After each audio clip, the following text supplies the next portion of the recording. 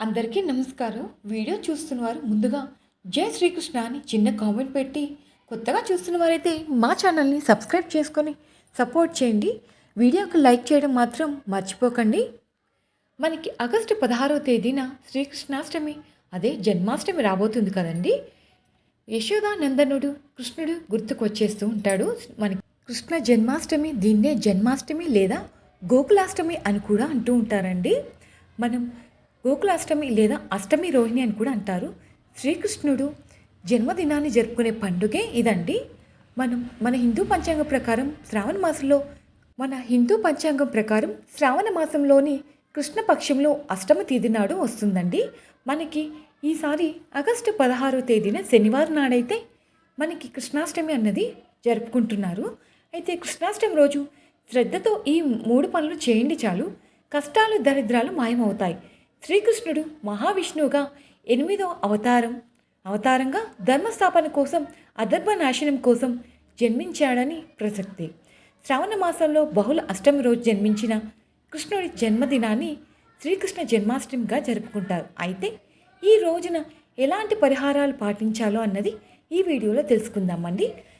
ఈ వీడియోకి మాత్రం ఒక లైక్ చేయండి, అలాగే జై శ్రీకృష్ణ అని ఒక చిన్న కామెంట్ చేయండి.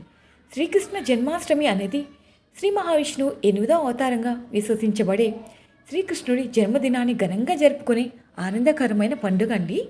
భద్రపద మాసంలోని మనకి చీకటి పక్షంలో అంటే అష్టమి రోజు ప్రతి సంవత్సరం ఈ జన్మాష్టమి పండుగని జరుపుకుంటూ ఉంటారు. శ్రీకృష్ణ జన్మాష్టమి 2025 రోజున భక్తులు తమ ఇళ్లలో, దేవాలయాల్లో శ్రీకృష్ణుడి పూజలు ఆచరిస్తారు. తద్వారా ఇంట్లో సుఖ సంతోషాలు, సిరి సంపదలు కలుగుతాయని విశ్వసిస్తూ ఉంటారు, అంటే నమ్ముతూ ఉంటారన్నమాట. దోష విముక్తి కోసం ఈ ఏడాది ఆగస్టు 16వ తేదీన శ్రీకృష్ణ జన్మాష్టమి పండుగను నిర్వహించనున్నారు. చాలా ఘనంగా జరుపుకుంటూ ఉంటారండి. అయితే శని దోషం, రాహుకేతు దోషం ప్రభావంతో బాధపడేవారు జన్మాష్టమి రోజు కృష్ణుడికి పూజలు ఆచరిస్తే దోష విముక్తి లభిస్తుందని కూడా నమ్ముతూ ఉంటారు. అంటే ఎలాంటి దోషాలు ఉన్నా కూడా పోతాయని నమ్ముతూ ఉంటారు. కష్ట నష్టాలు తొలగిపోయి 8వ నెంబర్తో ప్రత్యేక అనుబంధం, జీవితంలో పాజిటివ్ ఎనర్జీ అన్నది వస్తుందని విశ్వసిస్తారు. అయితే ఈసారి కృష్ణాష్టమి శనివారం రోజు రావడంతో ఈ పండుగకు మరింత విశిష్టత అయితే చేకూరింది. శ్రీకృష్ణుడికి 8 అంకెతో ప్రత్యేక అనుబంధం ఉందండి. అలాగే సంఖ్యాశాస్త్రంలో 8వ నెంబర్ను శనిగ్రహానికి సంబంధించిందిగా పరిగణిస్తారు.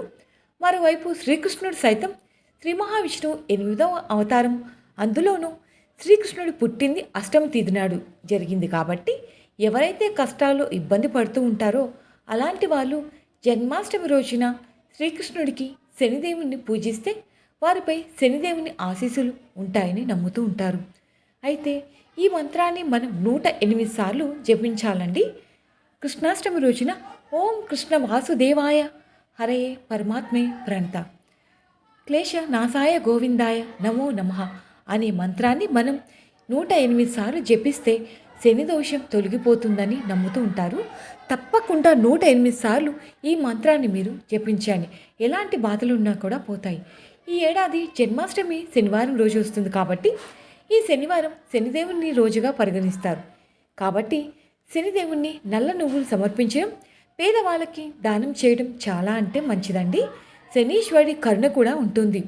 రాహుకేతు దోష విముక్తి కోసం శ్రీ మహావిష్ణువు రాక్షసుడైన సర్వభుని మెడని వధించాడని చెబుతూ ఉంటారు.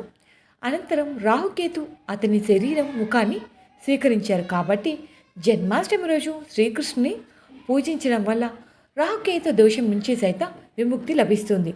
అలాగే ఈ జన్మాష్టమి రోజు సాయంత్రం ఒక కొబ్బరికాయను తీసుకొని మీ మనసులో ఒక కోరికను చెబుతూ, అంటే మీకు ఎలాంటి కోరికలు ఉన్నా కూడా అలాంటి కోరికని చెబుతూ ప్రవహించే నీటిలో ఈ కొబ్బరికాయను వదిలేయండి.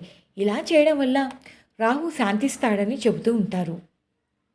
కృష్ణాష్టమి అనేది భగవంతుడిపై భక్తి, ప్రేమ మరియు విశ్వాసానికి ప్రతీక అండి. ఈ పండుగ కృష్ణుడి జీవితాన్ని మరియు బోధనను గుర్తు చేస్తూ ఉంటుంది. మీకు ఈ వీడియో నచ్చితే తప్పకుండా జై శ్రీకృష్ణ అని కామెంట్ చేయండి. కృష్ణయ్య అనుగ్రహం మీకు ఉండాలని కోరుకుంటూ, మా వీడియో నచ్చితే లైక్ చేయండి, షేర్ చేయండి. మంచి వీడియోస్ కోసం మా ఛానల్ సబ్స్క్రైబ్ చేసుకోండి. Thank you for watching. ధన్యవాదాలు.